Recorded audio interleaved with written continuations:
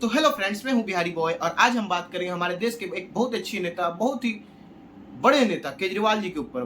ठीक है, केजरीवाल जी के बारे ऊपर में बात करना इसलिए जरूरी है कि इन्होंने अभी रिसेंटली में बहुत ज्यादा बड़े बड़े बयान दिए हैं, और रिसेंटली में इंटरव्यू भी देना इन्होंने स्टार्ट किया था। इंटरव्यू में उन्होंने जो जो बात बोली उसके ऊपर थोड़ा हम लोग बात करेंगे। तो रिसेंट में आपको जैसे पता होगा, केजरीवाल ने इंडिया टीवी के एक एंकर से जो सवाल जवाब में उन्होंने बोला कि मैं स्वाति मालीवाल के ऊपर टिप्पणी नहीं करूंगा क्योंकि उनका केस कोर्ट में गया है। मैं उनसे एक सवाल पूछना चाहता हूं कि आपका जो शराब घोटाला का केस है वो भी तो कोर्ट में गया है, तो क्यों माइक लेके सुबह शाम इधर उधर घूमते रहते हैं कि जेल का जवाब वोट से, जेल का जवाब वोट से।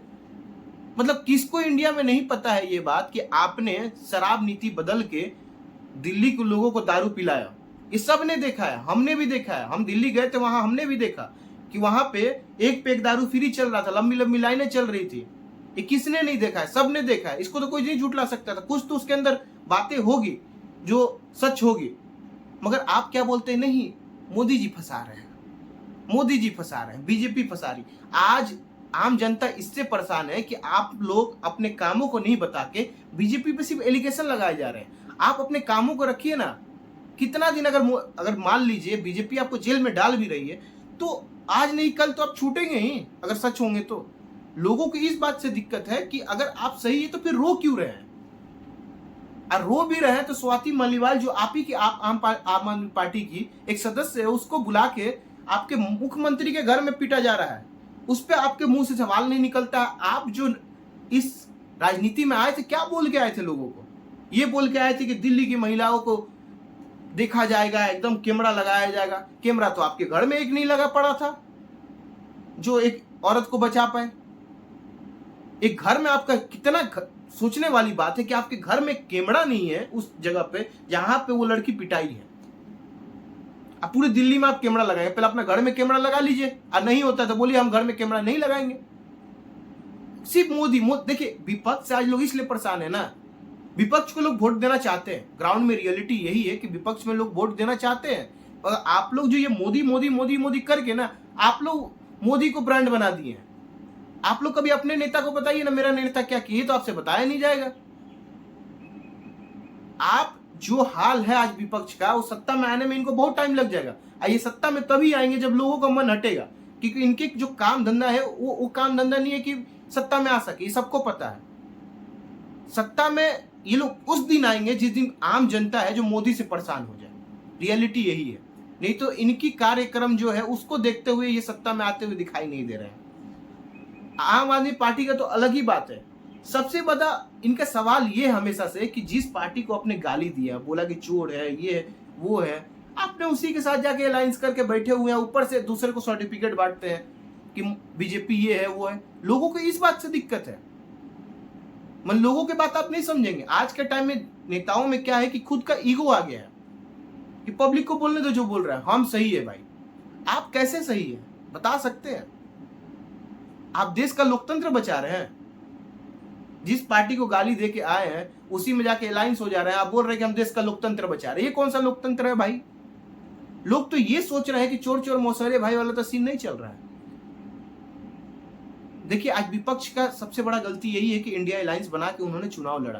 कांग्रेस को अकेला चुनाव लड़ना चाहिए था। मेरा मानना था कि कांग्रेस को लोग अब वोट देना चाहता है, मगर कांग्रेस अगर अकेला चुनाव लड़ेगी तो उनके लिए बेनिफिट है। क्योंकि ये जो अलायंस बना के रखा है ना इन्होंने, तो इन्होंने बहुत सारे चोर को एक साथ लेके बैठे हुए हैं। लोगों के मन में ये चल रहा है।